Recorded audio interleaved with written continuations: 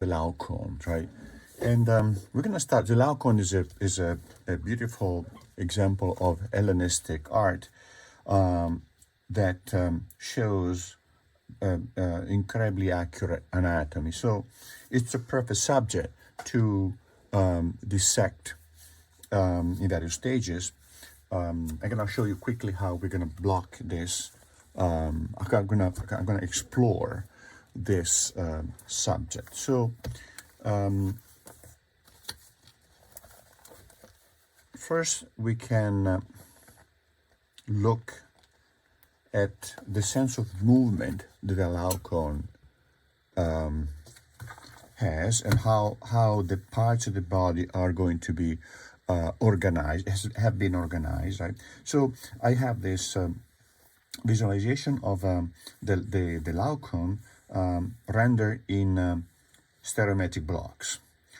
You can see how the angles of the axis of the various parts of the body are oriented in relation to each other at the very steep angles, create a sense of torsion, dynamism, expressing tension and emotion, right? For comparison, we see how the classical convention shows instead the contrapposto in a much more poised and delicate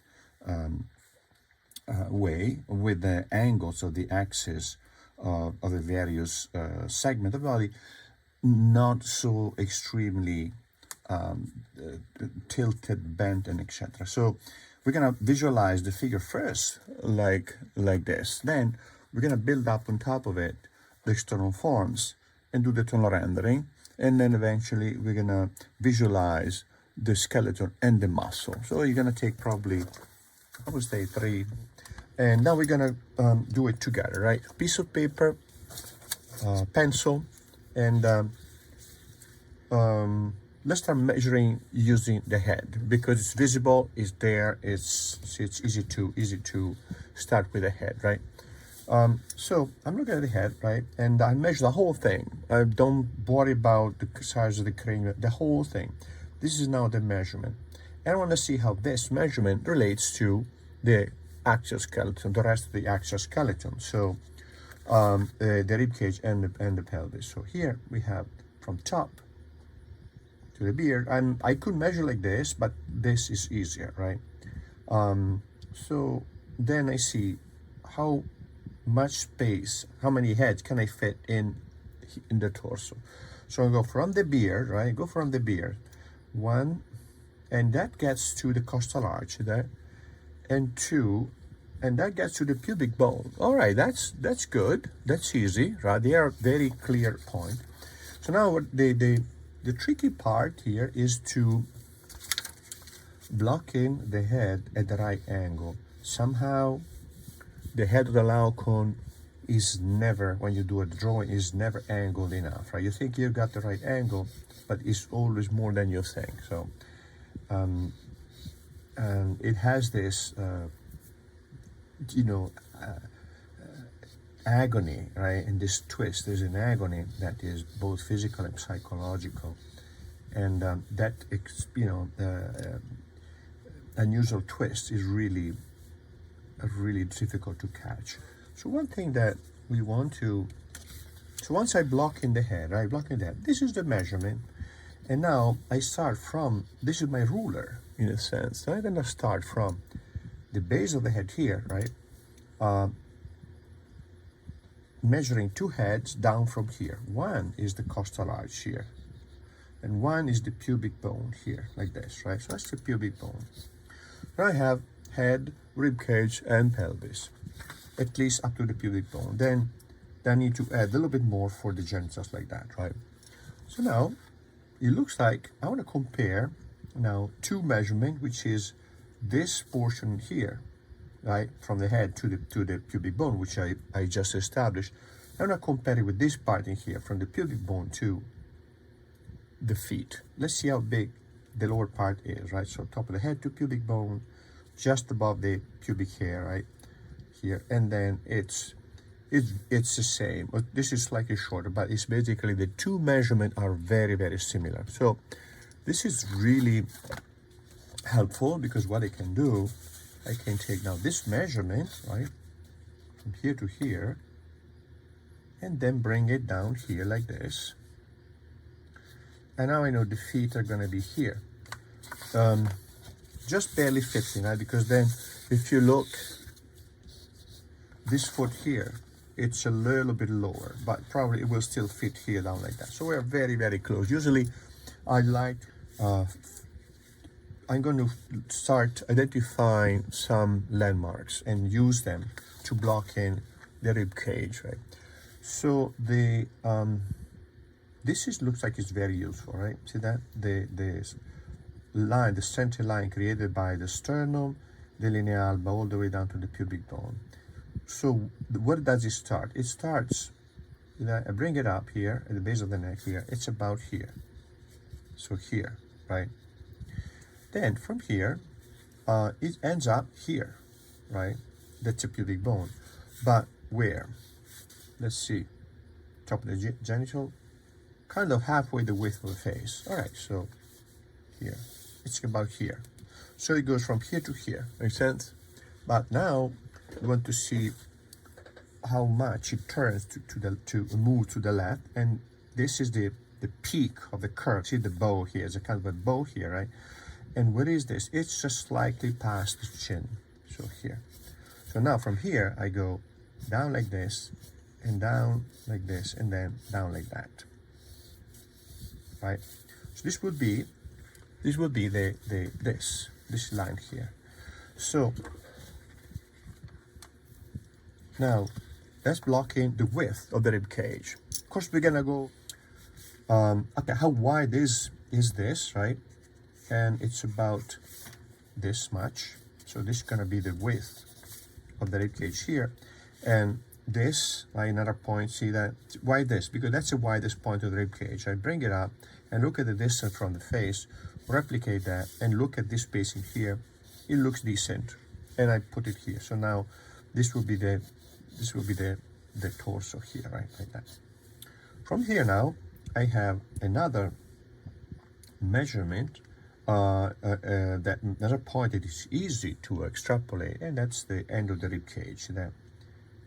So now, what is this? Bring it up. It slices off a little bit off the head, so it's about here.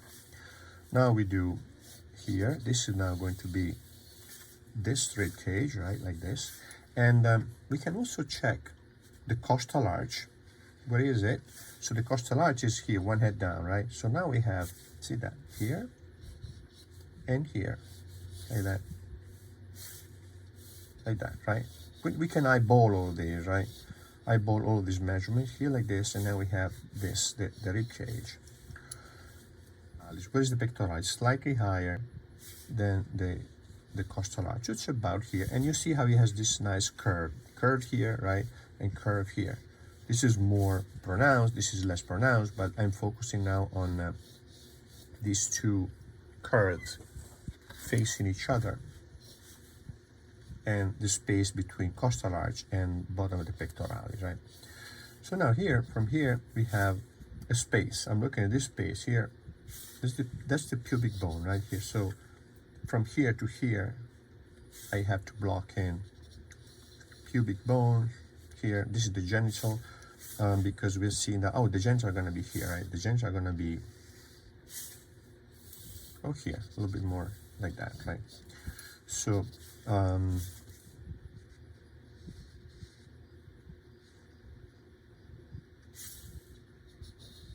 it will be to the left, probably here, like this, right? So that's the genital, right?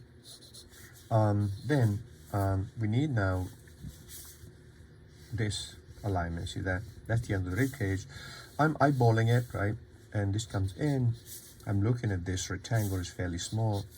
And from here, we have the external oblique goes down straight, and external oblique here goes down at an angle like that. So now I have this, right? See this drum here, right? I block this drum because it becomes more easy to measure, right? From here down, I have now the inguinal ligament here, This will be narrower here, yes, right? And here, that's the inguinal ligament, like that. So one leg, so this is now the leg. You see this leg here, the top of the knee. So this is where the rectus femoris connects with the top of the patella here, and it's just slightly below the genitals, which is here. So now I see this pointing here, which is kind of in line with the rib cage here. And now I have the thigh here, it comes in, the knee is here, and I have this leg going down like this, ending up here, right? Ending up at the line that I marked earlier. But I want to see where is what I think this the knuckle, the median malleolus is in line with the genital. The median malleolus is here, meaning this leg needs to be more angled here. That's the malleolus, and then the foot, right? So for now, angle like this, we have the arm. What is that, right? The fold in there is a little bit higher than the pec. It's about here. Now I have this angle, right? And this now comes over, right? The bicep goes over the rib cage here, so this could be a little bit bigger. And this arm goes down straight, vertical. So eyeballing the negative space here. And from here goes down like this. The wrist is at the level of this point here, the passage between external oblique and inguinal ligament. See that here? Just the iliac spine. And now I have the hand here. And so now this arm here, instead we have, this is the line of the pectoralis, and that's the shoulder, so it makes a big triangle here. See that? So we can eyeball this triangle like this, right? And of course later we are going to smooth it and round it. I'm gonna get this bigger so you guys can see better. There you go. The elbow is kind of halfway the height of the face, more or less, reaches up here, and now we have the arm here starting, see, leaving this spacing here for, this is the latissimus, I think, and this comes up like this, and this is now the bicep. This is the, how long is this arm? Looks a little bit shorter, so I'm gonna make it a little bit shorter, but I can also measure it. Let's say if I measure from this line here, right, to here, to the olecranon, that's the olecranon, right, from here to here, and then compared to the head is, yeah, a little bit more longer than the head, is this much. So I take this, put it here. All right, it looks good, it looks decent. So and now I'm going with the elbow. We've seen is here, the level of the mouth, more or less. It goes up slightly at an angle, and then we go up like this. The wrist is lined up with it's with the pectoralis here. So here, more or less, probably a bit longer. Because, but I mean, not much, right here. And then we have the tricep like that. So now this is the scaffolding that will permit the students start building up the muscles. Here like this, right?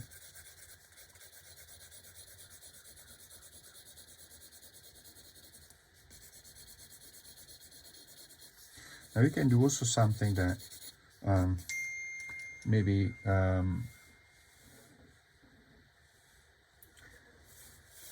like this, right? We can do the blocking in here, smoothing this area here, right? To make the marks even more even, right? So now here what we have, we can start maybe lifting a little bit here. The highlight, this is gonna be white, right? It's gonna be white here. It's gonna be a little bit lighter here. It's gonna be lighter here, right? Can also take a little brush and a little bit lighter here, here, and then go back and block in some now slightly darker values, so we can do this, right? This line is too sharp, so I'm going to soften it up, right? And I'm going to now to make a change the line in an area of value here. This is now a little bit darker here. Communicating, conveying, evoking content. So now we have this figure like this, right? And what we can do now, we can start blocking in light mesh and shadow mesh, right? And let's see. So what I'm going to do first, I'm going to find out where are the highlights, right? And I find the highlights, and I'm going to leave the head alone. I'm going to focus on the body because the head is quite complex. Then I look at this. This looks highlights. This looks highlight, but pretty much I don't have pure white here. So what I'm going to do, instead of drawing around little highlights here and there, what I'm going to do, I'm going to put a value everywhere, and homogeneous value like this, right? And I'm going to lift later on the little highlights, so I don't have to draw around them. So when you do this, you want to keep the pencil flat, and when you keep the pencil flat like this and create an homogeneous mark that homogeneous is important, right? Because it will express a specific value. If the mark is not homogeneous, I'm going to have an uneven area that is difficult to control in terms of tonal rendering. But this is like, let's say, the weakest value. I put it everywhere. Now I add it from here. I can start adding more values, making it slightly darker, then slightly darker, and then slightly darker. I can control the tonal development. So here, darker like this, right? And then you see how now under here I have the pectoralis here and here, and all of this part, if I squint, you're going to be slightly darker with some lighter areas, but I'm going to block them in. I'm going to lift them later, right? So here now, same thing. Under the pectoralis, I have this dark value. So we start developing the volume a little bit. All of this, it has some light areas, but overall, I could make it slightly darker than this. See that here? Very, very weak. Very, very weak. And then here also, and here also a little bit darker. And we can start pushing more. And just, we're gonna focus. Gradually, we make it darker and darker and darker, laying values over values, right?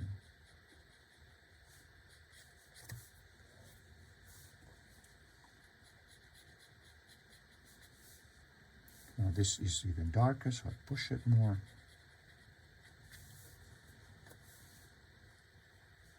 This is a cast shadow. But this is a very dark line here also, like that, right? So I lose some detail here, it's fine. It will contribute to create a sense of realism, right? A part, this is how the light behaves on the form. So sometimes it reveals, sometimes it conceals. Shadow, light and shadow, right? The interaction between light and shadow. Do the magic. A great number of masterpieces from classical Rome, from Rome in general, have been destroyed during the passage between classical culture and Christianity, and also the barbaric raids. But a lot of the artwork was also destroyed by the Romans, Christian Rome. When they took over, they started destroying art because it was considered blasphemous. Lots of stuff survived though, but in many cases it was damaged, was mutilated, was so bronze sculptures, very few survived because they were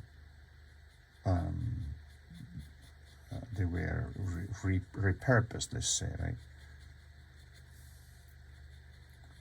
They were melted, and then the bronze was sold or used for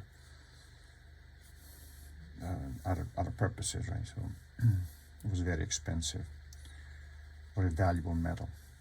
Okay, so